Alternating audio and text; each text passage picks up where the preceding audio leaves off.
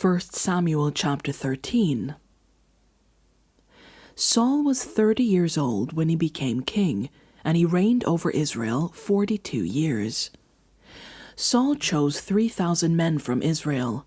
2,000 were with him at Michmash, and in the hill country of Bethel, and 1,000 were with Jonathan at Gibeah in Benjamin. The rest of the men he sent back to their homes. Jonathan attacked the Philistine outpost at Geba, and the Philistines heard about it. Then Saul had the trumpet blown throughout the land and said, "Let the Hebrews hear." So all Israel heard the news. Saul has attacked the Philistine outpost, and now Israel has become obnoxious to the Philistines. And the people were summoned to join Saul at Gilgal.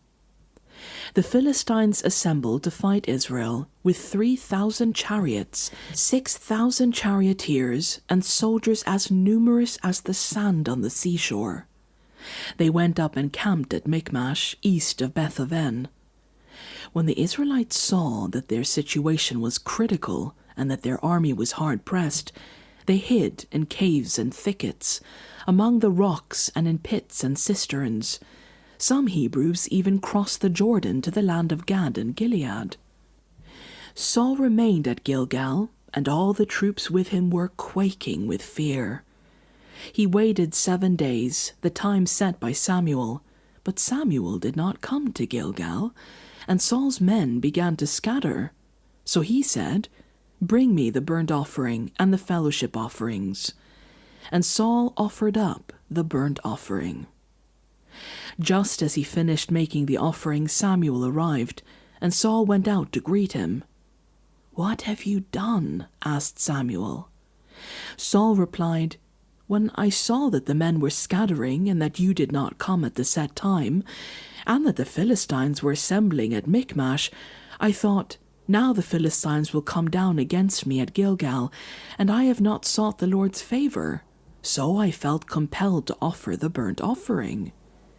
"You have done a foolish thing," Samuel said. "You have not kept the command the Lord your God gave you. If you had, he would have established your kingdom over Israel for all time. But now your kingdom will not endure.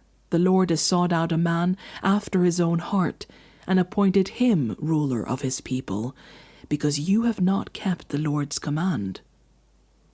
Then Samuel left Gilgal and went up to Gibeah in Benjamin, and Saul counted the men who were with him. They numbered about 600.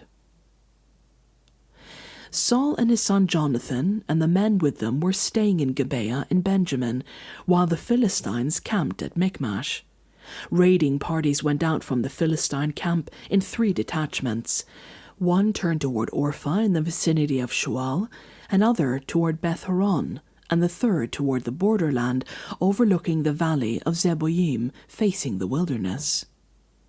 Not a blacksmith could be found in the whole land of Israel, because the Philistines had said, "Otherwise the Hebrews will make swords or spears."